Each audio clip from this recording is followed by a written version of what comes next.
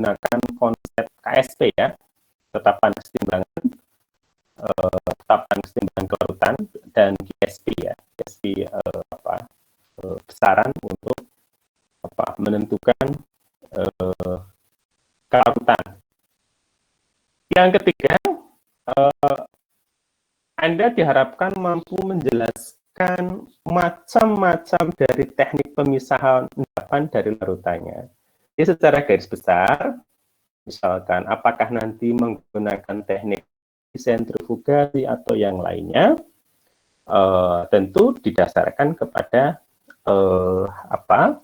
fasa dari zat yang akan dipisahkan dari hasil reaksi pengendapan. Jadi kita masih bicara tentang konsep dasarnya dulu. Konsep dasar pemisahan pengendapan ini yang sedang kita bicarakan adalah bagaimana cara kita memisahkan senyawa-senyawa ionik, baik itu kation maupun anion yang berada pada larutan berair, memisahkannya sebagai endapan, ya, baik itu nanti dengan teknik-teknik pemisahan sentrifugasi, filtrasi, atau yang lainnya, dengan salah satunya memperhatikan tetapan kesetimbangan kelarutan ya, KSP-nya, tetapan kesetimbangan dari kelarutannya, KSP. Oke, itu yang diharapkan dari materi pembelajaran kita terkait dengan reaksi pengendapan kation, untuk yang sementara ini kation. Oke, kita akan berbicara tentang pengendapan anion kation ya. Secara prinsip, reaksi pengendapan kation anion dapat terjadi ketika anion dan kation dalam suatu larutan membentuk fase padatan ionik ya, yang tidak larut dan memisah dari larutannya. Jadi prinsipnya adalah kita mereaksikan si anion dan kation tersebut dengan kation kalau itu anion, maupun anion kalau itu kation yang mau dipisahkan, yang sesuai, sehingga nanti akan terbentuk senyawa padatan ionik yang dia tidak larut di dalam pelarutnya. Yang namanya padatan tentu memisah dari larutannya. Nah, ada kaidah umum, ini tujuan pembelajaran yang pertama ya barangkali. Kaidah umum yang perlu Anda perhatikan sebagai seorang kemis, Anda harus paham bahwa kapan suatu spesies kimia itu dapat larut di dalam air dan kapan dia cenderung untuk tidak larut di dalam air. Ini kaidah umum yang harus Anda pegang. Yang pertama, jika spesies kimia itu ada dalam bentuk ion, ion itu bisa kation, bisa anion ya. Jadi kation adalah ion yang bermuatan positif untuk kation, dan anion adalah ion yang bermuatan negatif. Nah, kalau ada ion kimia dalam bentuk ion, maka dia akan cenderung berada pada fase larutan atau cenderung larut di dalam pelarut air. Atau yang kedua, jika spesies kimia ini memiliki gugus yang bersifat polar, maka dia juga cenderung dapat larut di dalam pelarut air. Contoh misalkan gula ya, gula pasir. Gula pasir kalau kita lebih spesifikkan sebagai glukosa, glukosa memiliki gugus fungsi yang menyebabkan senyawa ini cenderung bersifat polar. Meski gula tidak terionisasi di dalam air, tapi dia memiliki sifat polar, maka gula dapat larut di dalam pelarut air. Jadi, kata kuncinya itu ada dua sesungguhnya. Kalau spesies kimia ini cenderung dalam bentuk ionik, maka dia akan larut dalam air. Kalau dia memiliki gugus yang menyebabkan dia bersifat polar, maka dia akan cenderung larut di dalam pelarut air. Sebaliknya, Jika spesies kimia ini bersifat non-ionik, meskipun ikatan yang terjadi adalah ikatan ionik, ya, misalkan kalsium karbonat, itu kan ikatannya ionik ya, dominasinya ionik. Tapi ketika muatannya netral, jadi kalau ada Ca2+, ion kation, kation kalsium, ketemu dengan anion karbonat, CO3 2-, maka keduanya akan membentuk spesies tidak bermuatan. Kalau dia spesies tidak bermuatan, maka dia cenderung untuk tidak larut di dalam air atau memisahkan diri dari air. Yang kedua, meskipun spesies kimia itu barangkali non-ionik ya, tapi dia memiliki sifat non-polar, dia juga akan cenderung membentuk fase yang terpisah dari pelarut air. Apa yang dapat kita simpulkan dari kaidah yang pertama ini? Satu, Anda harus perhatikan nanti. Ini juga nanti akan berguna di dalam kita melakukan analisis lingkungan. Misalkan kita analisis limbah, begitu katakanlah begitu. Limbah arsen, limbah PB, atau yang lainnya yang dibuang ke lingkungan perairan. Misalkan begitu. Kita bisa memastikan bahwa jika ada spesies kimia yang bermuatan, sekali lagi, highlight-nya adalah spesies kimia yang bermuatan. Bermuatan artinya dia ada dalam bentuk ion. Jadi kalau ada spesies kimia yang bermuatan, maka dia cenderung akan larut di dalam air. Atau pilihan yang kedua, spesies kimia ini memiliki sifat polar, dia akan larut di dalam pelarut air. Kebalikannya, highlight-nya adalah jika spesies kimia ini tidak bermuatan, alias muatannya netral, meskipun senyawanya tersebut terbentuk dari ikatan ionik, dia akan cenderung untuk memisahkan diri dari pelarut air. Atau alternatif yang terakhir, jika senyawa ini bersifat non-polar, dia akan cenderung tidak larut di dalam pelarut air. Contohnya misalkan benzen gitu ya. Benzen itu salah satu senyawa non-polar. Dia cenderung tidak larut di dalam pelarut air. Kalau aseton, larut enggak di dalam pelarut air? Ya kita lihat sifat polaritasnya. Ya, kalau dia polar, ya dia akan cenderung larut di dalam air. Ada sebagian yang larut dalam air, ya tidak begitu. Oke, sampai di sini ada pertanyaan, jadi saya highlight. Highlight-nya adalah kaidah umumnya, jika spesies kimia itu bermuatan, maka dia cenderung untuk larut di dalam pelarut air. Atau kalau dia memiliki sifat polar, maka dia cenderung larut di dalam pelarut air.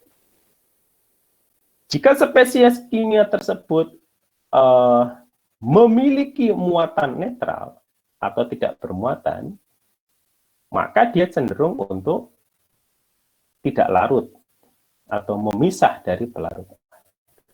Atau kalau senyawa ini memiliki sifat non-polar, gitu ya, maka dia tentunya akan juga tidak larut dalam pelarut air. Sampai di sini ada pertanyaan? Kalau tidak, bisa lanjutkan. Ada pertanyaan? Tidak? Bagus. Oke, saya lanjutkan. Nah, sekarang kita akan lebih spesifik membicarakan tentang bagaimana pengendapan kation. Tentu pengendapan kation ini kita punya tujuan untuk memisahkan kation-kation dari pelarut air misalkan. Dalam hal ini, kita dapat mengelompokkan kation dalam 5 kelompok. Mungkin Anda sudah dapat materi di kimia anorganik ya, barangkali ya,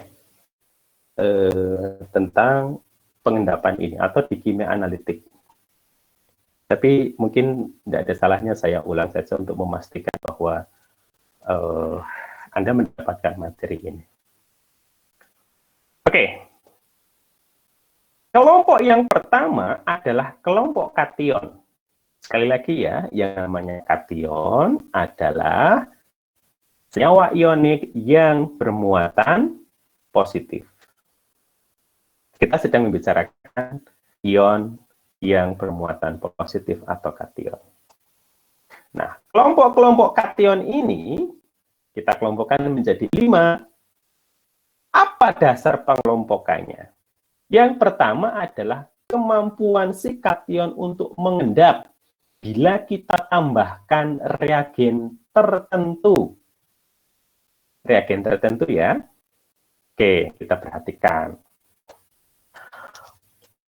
Kelompok yang pertama adalah kelompok-kelompok kation yang mengendap kalau dia bertemu dengan anion bernama klorida atau Cl-. Jadi, kelompok pertama adalah kelompok yang mengendap dengan reagen anion klorida. Oleh karenanya itu, kelompok 1 ini dapat kita endapkan dengan cara menambahkan asam klorida atau HCl. Bisa dipahami? Oke, saya lanjutkan. Kelompok yang kedua adalah kation-kation yang mengendap ketika kation ini bertemu dengan reagen anion sulfida atau S2-. Dengan demikian, kelompok 2 ini dapat kita pisahkan dengan cara menambahkan asam sulfida. Jadi kondisi asam ya, karena H2S itu bersifat asam, sehingga nanti kelompok kation kedua ini akan mengendap. Oke, kelompok yang ketiga. Kelompok ketiga ini adalah jenis-jenis kation yang dia agak larut ya, dengan adanya sulfida. Jadi dia tidak terlalu, kalau yang kelompok 2 kan kalau ketemu sulfida itu dia langsung mengendap. Tapi kelompok 3 itu antara mengendap dan larut ya. Jadi sehingga untuk kelompok 3 ini penambahan asam sulfidanya itu perlu lebih banyak dibanding kelompok 2. Jadi kelompok 2 dikasih H2S yang dalam jumlah sedikit, dia sudah bisa mengendap. Tapi kelompok 3 perlu menambahkan H2S yang lebih banyak untuk bisa mengendap. Tentu ini nanti ada hubungannya dengan KSP, atau tetapan kesetimbangan kelarutan, atau tetapan kelarutan ya. Oke, kelompok yang keempat adalah jenis kation yang dapat mengendap akibat penambahan ion karbonat. Tentunya untuk mengendapkan kelompok 4 ini, kita bisa menambahkan dengan asam karbonat, H2CO3, ataupun garam karbonat seperti amonium karbonat. Biasanya cenderung untuk menggunakan garam amonium karbonat NH4CO3. Ada yang sedikit menarik di sini, bahwa baik kelompok 1, 2, 3 maupun 4 semuanya itu dapat diendapkan oleh karbonat. Jadi kalau di situ ada campuran kelompok 1, 2, 3, dan 4 ditambah karbonat, maka kelompok 1, 2, 3, dan 4 akan mengendap.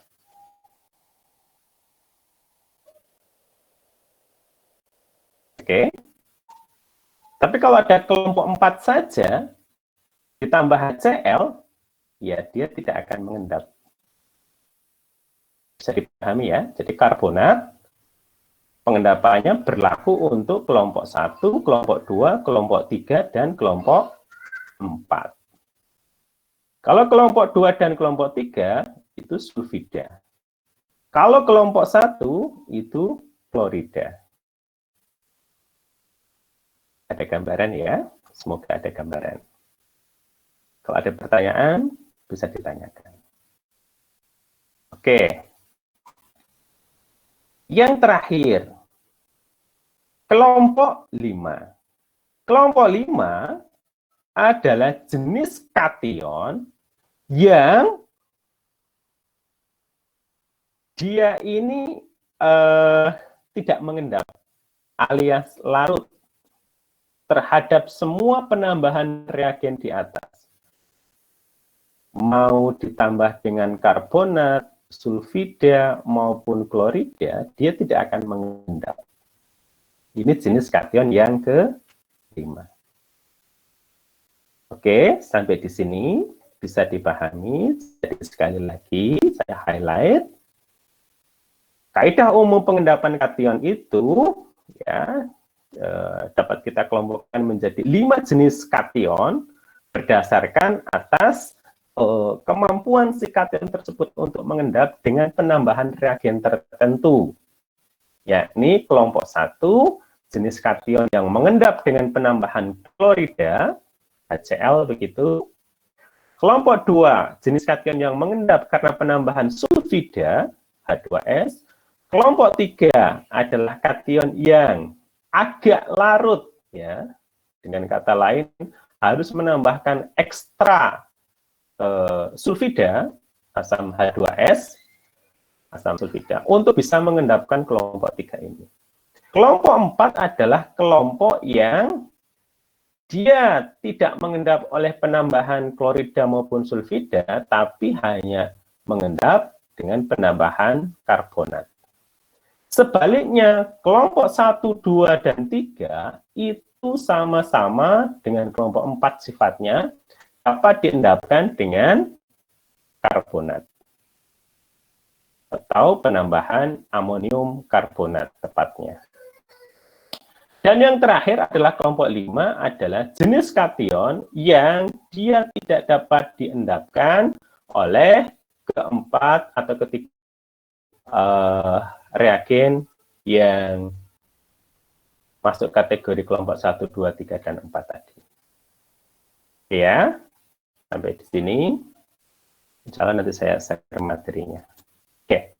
Nah, apa saja kelompok 1 itu?